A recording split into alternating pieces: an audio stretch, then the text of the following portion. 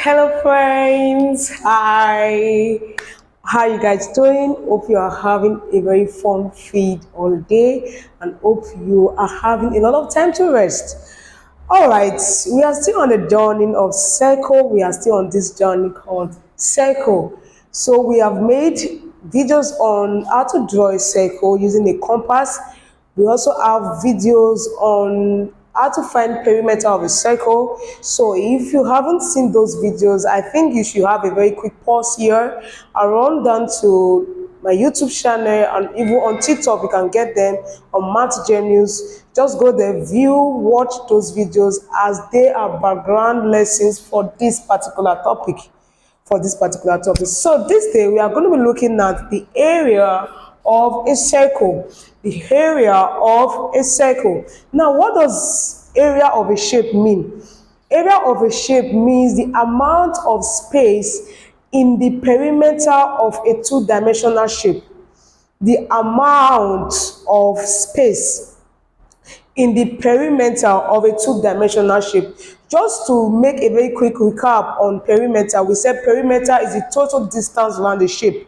Perimeter is the total distance around the shape. So the area is now the amount of space in that total distance. The amount of space in that total distance. Meanwhile, areas of shape are always concerned with two-dimensional shapes. You know, we have two-dimensional shapes, we have three-dimensional shapes. So, but for areas of shape, they have a very great concern on two-dimensional shapes.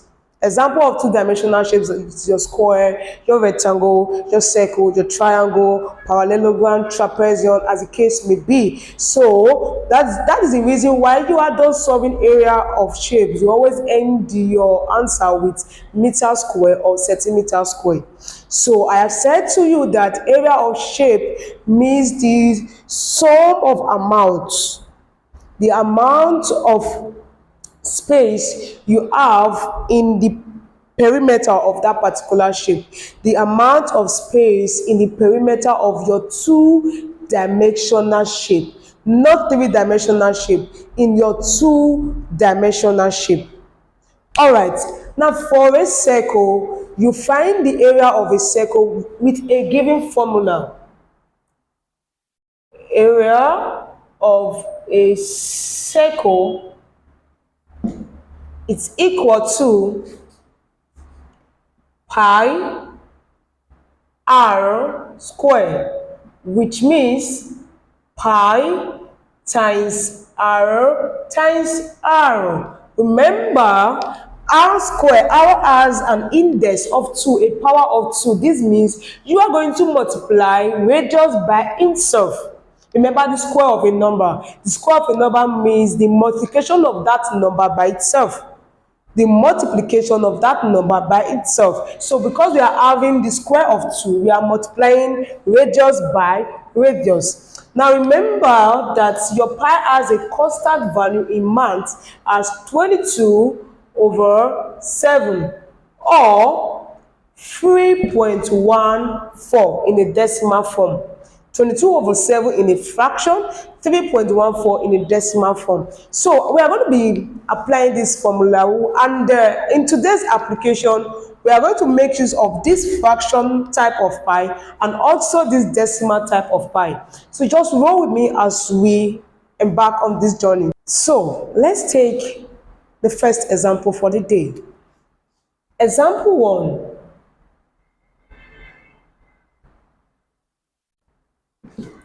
Find the area of a circle whose radius is 14 centimeters. We have a question before us where we are required to find the area of a given circle whose radius is 14 centimeters. Remember I said something about circle the other time, that circle comes in different sizes, and these sizes depend on the radius. That's why your radius is always given to you. Your radius is always given to you whenever you are required to find the perimeter of a circle, the area of a circle. The radius is the one that changes. Pi doesn't change. It's a constant value. So let's solve. Solution.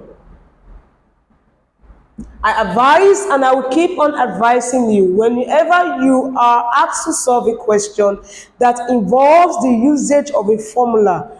When beginning your solution, the very first thing you need to do is to write the formula out. So we're asked to find area. So we're going to write area of a circle is equal to pi r square, which means pi times r times r. So now let's apply. Remember, our pi is 22 over 7. Our radius in this question says 14. We are multiplying 14 by itself twice because of the index 2, the power of 2. So now, you don't have a denominator here, you put 1 because whatsoever divided by 1 is going to be itself 1. Then the next thing you do, just to reduce your number, you check out if there is any number that can be divided or can be cancelled out. If any number is divisible by 7, which is the denominator here. So remember, your denominator can divide the numerator, but your numerator can never divide your numerator. That's just a quick, flashback to our division of fractions and multiplication of fractions. So right now, 7 can go into 14. 7 into 7 itself is 1. 7 into 14 is 2. So we successfully have 22 times 2 times 14. Everything over 1 times 1 times 1. Now, 22 times 2. Let's do it here. 2 times 2, 4. 2 times 2, 4. So we have 44 times 14 over 1 times 1 times 1, 1. But we still have to multiply 44 times 14. So let's go again. 44 times 14. We start with this. 4 times 4, 16. Put on 6, take 1 to the side. 4 times 4, 16, plus 1, 17. Then we finished using 1. We finished using 4. We move down to 1. 1 times 4, the units, this tens. 1 times 4, 4. Put it under tens because the 1 is under tens. 1 times 4, 4. So you know your arrangement of odd number is from right to left. Right to left. That's why this 4 is behind the first 4. So right now you add up, since we do not have any other number. 6 plus nothing, 6. 7 plus 4, 8, 9, 10, 11. Put the 1, carry 1. 1 plus 4, 2. 2 plus 4, 3, 4, 5, 6. So at the end of it, we have 616 over 1. 616 divided by 1 is same number, 616. Remember, we were given the unit of centimeter, so we end up with centimeter, but this time around with a square. Centimeter square. So our answer is going to be 616 centimeter square. Now you may ask a question, why square? Remember we said area D is consigned about two-dimensional shape. Area is consigned about two-dimensional shape. So because of this great consign, whenever you are done solving, you put down your power 2. Okay, friends, we'll take another example right now. But this example, we have to use the pi value of 3.14. The pi value of 3.14. So we take example 2.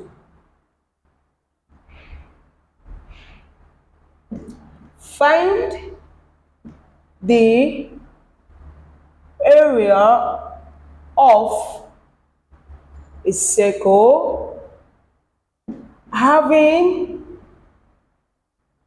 the radius of 3.5 centimeter. Use pi equal to 3.14. So sometimes you'll be given this question and you'll be instructed on the pi value you need to use. So you don't have to get it twisted, you don't have to get it, confusing. You just have to know what you are doing. Remember, we said that pi has a constant value of 22/7 in a fraction form. When we say fraction, it means a numerator and a denominator. Then also pi has a decimal fraction type, which is 3.14. So most times they give you questions where the radius is represented in a decimal form like this. This is a decimal number.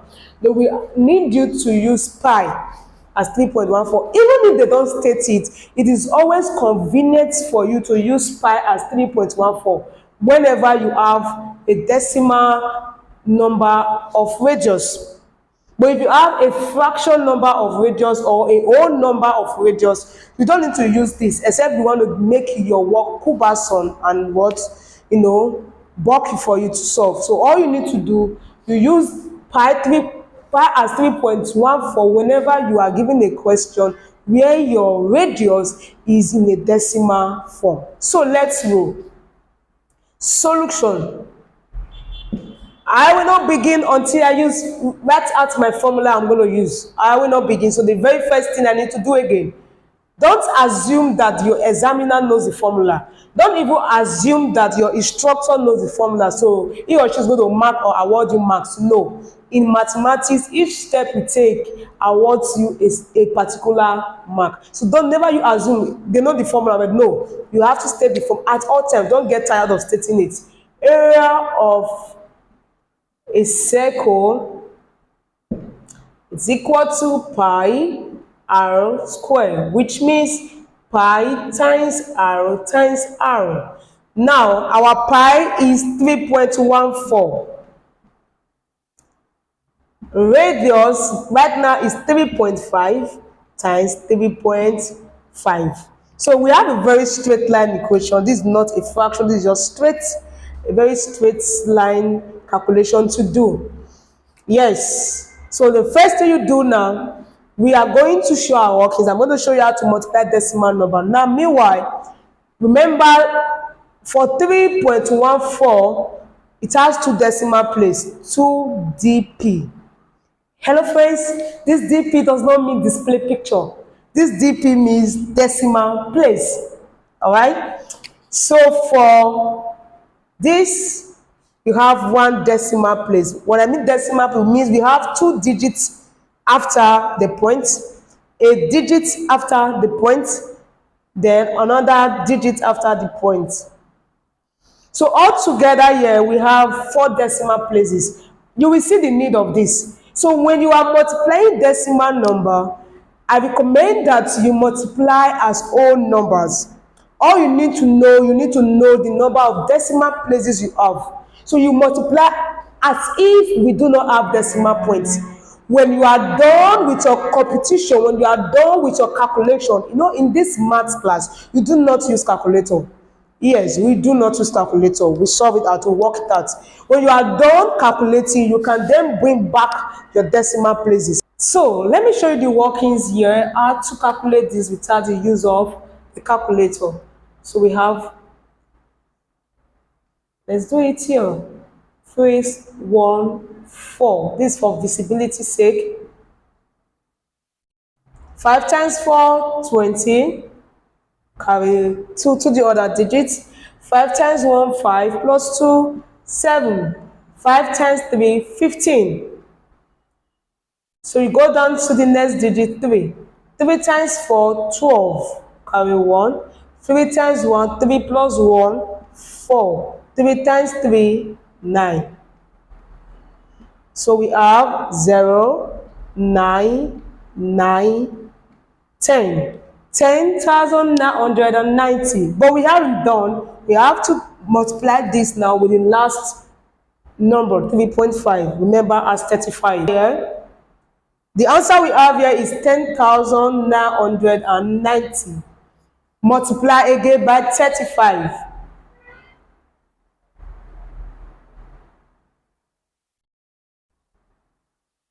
Okay. 5 times 0, 0, because any number multiplied by 0 is 0. 5 times 9, 45. 5, take 4 to the other digits. 5 times 9 give 45 plus 5, 49. 5 times 0, 0 plus 4, 4. 5 times 1, 5. Now we make it over 3. 3 times 0, 0. 3 times 9, 3 times 9, 27. Put down 7, carry 2. 3 times 9 again, 27 plus 2, 29. 3 times 0, 0 plus 2, 2. 3 times 1, 3. All right, so let's sum this up. 0, 5, 16, 14, 8, 3. Are we good? Now, this is the time you make use of your point, but let's write the answer out. 3, 8, 4, 6, 5, 0. Now we have 2 decimal places, 1 decimal place, 1 decimal place. All together in this multiplication, we are having 4 decimal places. It means we are going to move backwards 4 times. 1, 2, 3, 4. So here comes back to decimal point. So we have 38.465. The 0 will be excluded. Now you may want to ask, why are we throwing 0 away? What has 0 done to you that you are angry at 0? The reason because 0 after a decimal point has no use. 0 after a decimal point has no use. In other words, 1.00 means 1. 1.0 means 1. 0 after a decimal point has no use. So you can track it when you have something like this. So at the end of it all, our answer will be 38.465 centimeter square. Remember, our question was given in the unit centimeter, so our answer must remain in that unit. Whenever you are done, don't forget your index 2, because we are dealing on area, and area is consigned with 2 decimal shape. Area has its own consign. It has its focal point on 2 dimensional shapes, not 2 decimal places, please. On 2 dimensional shapes. So because there are 2 dimensional shapes, whenever you are done, you must put the index 2 in your final answer. So friends, we would like to draw a curtain here this day. Please watch and watch and watch again and again. Don't be in haste. Don't be in haste. Do yourself good by repeating watch, watch, and be your brother's keeper. Share your friends, share the links. When they get to you, share. You may not know who needs this. Who needs this more than you? Somebody out there needs it more than you do. So share, and every little child you have there. This is important from grade 4, grade 5, grade 6, grade 7, 8 to 9. So that's basic 4 to J3. This is very important, and it's even useful in senior secondary school when you are coming back to the solving of area of a sector. No, it's useful, so nothing is wasted. So it's very useful to every student and every pupil out there. Do well to drop your question on the comment section, and you will get responses. Thank you. You are the best, and I love you all.